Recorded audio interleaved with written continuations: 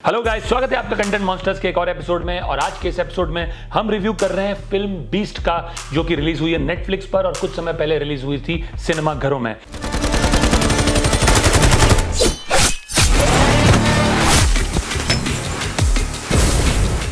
अब बीस्ट के मुख्य कलाकार, जैसा कि आप जानते हैं थलपति विजय, पूजा हेगड़े, अंकुर विकाल, लिली पुट, योगी बाबू, वीटीवी गणेश, साजिद चैन, सुनील रेड्डी और रेडिन किंग्सली। अब लास्ट फिल्म जो आई थी थलपति विजय की, वो थी मास्टर, जिसमें वो दिखे थे विजय सेतुपति के साथ। ह्यूजली सक्सेसफुल फिल्म थी, कोविड के दौरान आई थी और फिर भी 200 प्लस करोड़ का बिजनेस करके गई। बहुत अप्रिशिएट हुई थी वो फिल्म और उसका म्यूजिक भी बहुत बढ़िया था और सुपर डुपर हिट थी। उसकी वजह से फिल्म बीस्ट से भी बहुत उम्मीदें हैं। और वैसे भी थलपति विजय की कोई भी फिल्म जब रिलीज होती, it is nothing short than an event in itself. एक दिक्कत जरूर थी, इस बार बीस्ट रिलीज हुई केजीएफ के साथ और एक बहुत जबरदस्त टक्कर की उम्मीद भी थी। क्या बीस्ट खरी उतरती है सारी उम्मीदों पे? क्या बीस्ट मैचअप कर पाती है मास्टर जैसी फिल्म को? यही सवाल था ऑडियंस के माइंड में, सबके माइंड में। अफसोस उसका जवाब है ना। Beast does not match up to Master as a film. Beast उतनी अच्छी फिल्म नहीं बनी है। उसके कई कारण हैं, बट सबसे प्राइमरी कारण है उसका वेफर थिन प्लॉट, उसकी स्क्रिप्ट। बेसिकली बीस्ट में थलपति विजय एक एक्स रॉ एजेंट का रोल प्ले कर रहे हैं। वो अपनी गर्लफ्रेंड जो कि पूजा हेगड़े है, उसके साथ मॉल में गए और उस मॉल को टेररिस्ट हाईजैक कर लेते हैं। Mr. Madhav Singh, this is to inform you that the East Coast Mall in Chennai has been hijacked.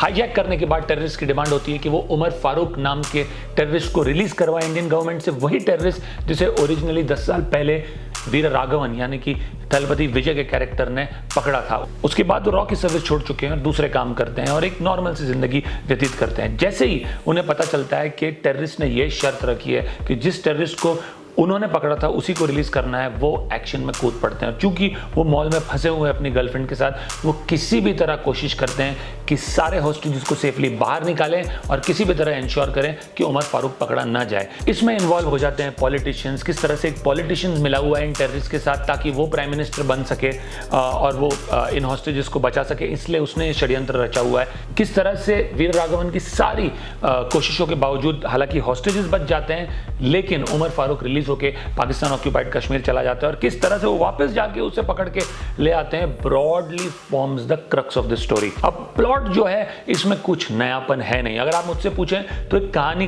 काफी सिमिलर है एक हिंदी फिल्म जो कि रिलीज हुई थी लास्ट ईयर अगस्त में, जिसका नाम था सनक। सनक में टेररिस्ट जो है एक हॉस्पिटल को हॉस्टेज ले लेते हैं, वहां के पेशेंट्स को हॉस्टेज ले लेते हैं और वहां पे विद्युत जामवाल की वाइफ फंसी हुई होती है और वो किस तरह से टेररिस्ट से हैंड टू हैंड कॉम्बैट करके लड़के अपनी वाइफ को और बाकी के हॉस्टेजेस को बचाते हैं। Form the crux of that story. अब उस कहानी में 2-3 चीजें बहुत बढ़िया थी। उसमें एक्शन बहुत बढ़िया था, हैंड टू हैंड कॉम्बैट जो था बहुत बढ़िया था। एक्शन ओवर द टॉप नहीं था। ऐसा नहीं था एक अकेले विद्युत जामवाल 100 गन टोटिंग टेररिस्ट को मार रहे हैं अकेले, ऐसा कुछ नहीं था।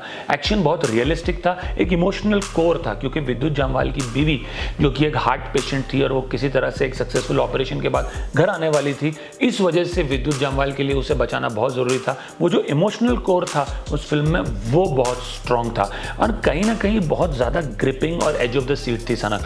ये तीनों ही चीजें बीस्ट में एब्सेंट है। तो उस हिसाब से बहुत ही क्लीशेड स्टोरी है, आपने कई बार देखी हुई है। और क्लीशेड मसाला फिल्म को भी आप अगर ट्रीटमेंट अच्छा दे, आप उसको प्रेजेंट अलग तरीके से करें तो इट कैन वर्क, वो भी यहाँ नहीं होता है। तो ये सबसे बड़ी प्रॉब्लम है इसकी कहानी। दूसरी, जैसा कि मैंने कहा इमोशनल कोर, जैसा कि मास्टर जो इनकी प्रीवियस फिल्म थी उसमें एक बहुत स्ट्रॉन्ग इमोशनल कोर था।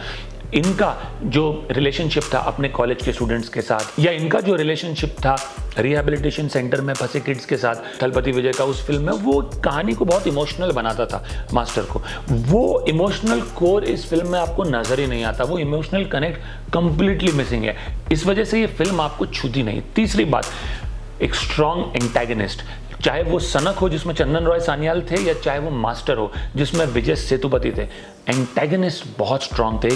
एक हीरो ज़्यादा स्ट्रांग होकर तब उभरता है जब उसके सामने जो विलन है वो भी स्ट्रांग हो। ये किसी भी कहानी को और मजबूत बनाता है। इसमें आधी से ज़्यादा फिल्म में तो आप एंटेगनिस्ट को देख भी नहीं पाते क्योंकि वो मास्क पहने रखा है, और जब वो फाइनली रिवील भी होता है तो उतनी स्ट्रांग पर्सनैलिटी है नहीं जितनी से विजय सेतुपति की थी मास्टर में, चंदन रॉय सन्याल की थी सनक में। तो वो चीज़ इस फिल्म को डेफिनेटली पुल डाउन करती है। चौथी बात यह है कि एक्शन सीन्स बहुत ओवर द टॉप है। बात ही हजम नहीं होती कि एक फ्लोर से गाड़ी उड़ के दूसरे फ्लोर पे चली जाती है सामने वाली बिल्डिंग में। बात ही हजम नहीं होती है कि इतने सारे टेररिस्ट गोलियां बरसा रहे हैं, हजारों गोलियां वीर राघवन को मिस कर जाती है, बट वो एक शॉट जो मारते हैं वो टेररिस्ट को लग ही जाता है। किसी भी तरह आप कुछ भी कह लो, मतलब एक्शन जो है इतना ओवर द टॉप है, इतना लाउड है कि आज के दिन में बिलीवेबल नहीं है। It is clearly out of the Salman Khan playbook. जैसा कि राधे में completely over the top unbelievable action था, वैसा ही एक्शन है। स्पेशली मास्टर देखने के बाद आपको ये उम्मीद जगती है। और भी एक दो फिल्में हैं थलपति विजय की जिसमें उनका एक्शन रियलिस्टिक है, एक्शन अच्छा है। यहाँ पे एक्शन बहुत पूरा है, जैसा कि मैंने कहा, बहुत लाउड, बहुत ओवर द टॉप, बहुत ही अनबिलीवेबल है। That again pulls the film down.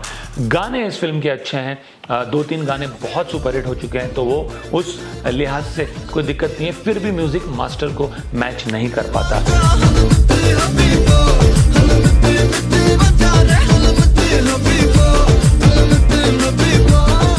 All in all, जैसा कि मैंने कहा, the makers of the film are completely are banking solely on the superstardom of Vijay, और बियॉन्ड द पॉइंट इतनी wafer thin script को अकेले विजय कैसे खींच पाएंगे, स्पेशली आज के दिन में जब ऑडियंसेस की भी उम्मीदें उनकी फिल्म से बढ़ चुकी है। So very very lazy script writing and very very lazy direction from the makers, और वही इस फिल्म को पुल डाउन करती है। विजय के लिए रोल ये ब्रीज है, बिल्कुल ऐसे रोल वो डाइम डजन बार कर चुके हैं, तो उनके लिए कोई बहुत बड़ी बात नहीं है रोल को करना। पूजा हेगड़े को ज़्यादा काम नहीं है इस फिल्म में। जैसा कि मैंने कहा, विलन्स का भी इतना कोई मेजर रोल नहीं है।